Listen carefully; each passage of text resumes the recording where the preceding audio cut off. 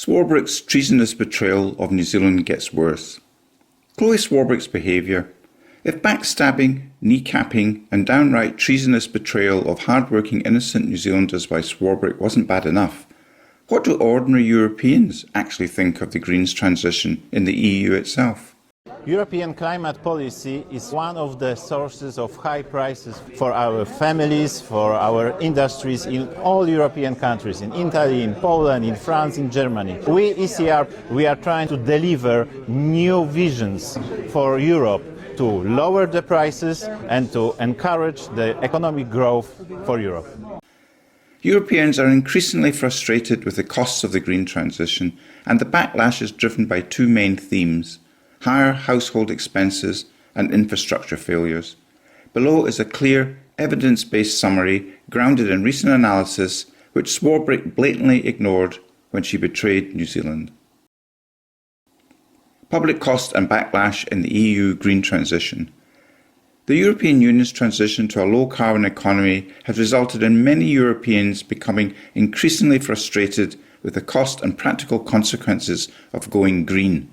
The backlash is against the financial burden on households, infrastructure failures, and that the green transition is being implemented far too quickly. If the UK went net zero by 2050, the impact right now on climate would be zero. So we would literally impoverish ourselves and do no good. That's just stupid. 1.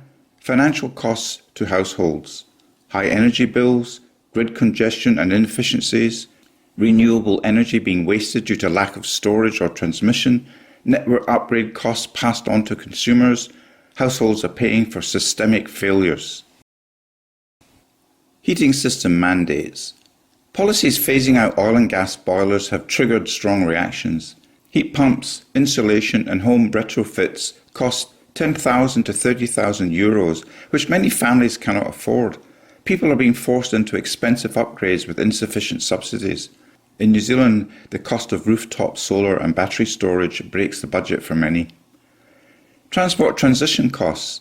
The shift towards electric vehicles is another major pressure point. Concerns include high upfront cost of EVs, limited charging infrastructure, rural disadvantage due to long travel distances, anxiety about future bans on petrol and diesel cars.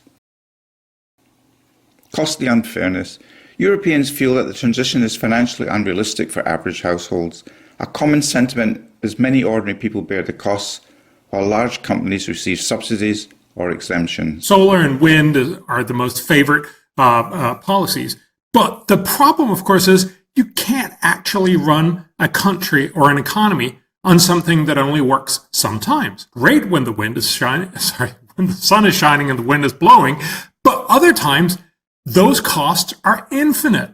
So you can't run your country on this. Either you need an immense amount of batteries. A lot of people sort of in their minds believe, oh, we can make that work out. But the reality, of course, is most countries around the world have storage capacity for, say, 10 or 20 minutes of their electricity system. But you actually need something that goes for a month or 3 months. So we're far, far away. And remember, this is not just a tiny bit at current cost. This, for instance, for the U.S., would cost the U.S. about a third of its GDP every year. More than 80% of the energy comes from fossil fuels. So trying to say, oh, let's just get rid of it as the sort of, the facile, just stop oil argument. No, you can't just stop oil and coal and gas. If you did, billions of people would die. Very literally 4 billion people would die because we just wouldn't have enough food, because we wouldn't have the fertilizer for them. But many other people would die in many other ways. And of course, nobody is going to say yes to that. 2. Physical and infrastructure issues. Blackouts and grid instability. Grid congestion. Bottlenecks. Delays in connecting new renewable projects. Higher system costs. Local outages or instability. Wastage. Large amounts of renewable energy are wasted because the grid cannot absorb it. Consumers ultimately pay for this inefficiency through higher bills. Slow infrastructure rollout. People see a huge mismatch between ambitious climate targets but very slow progress on transmission lines, energy storage, charging networks, modernised distribution systems. Governments are imposing rules without preparing the system. Conclusion.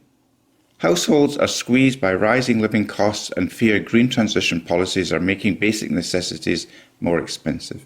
Many people are anxious over rapid, poorly communicated regulations, especially around heating and transport. There is a growing belief that the green transition benefits wealthier households and urban areas, while imposing costs on rural and low-income communities. Seriously, was all this worth betraying New Zealand for? Please pause the video and review the following 2 summary tables. Thank you for listening. WhangāreiTim.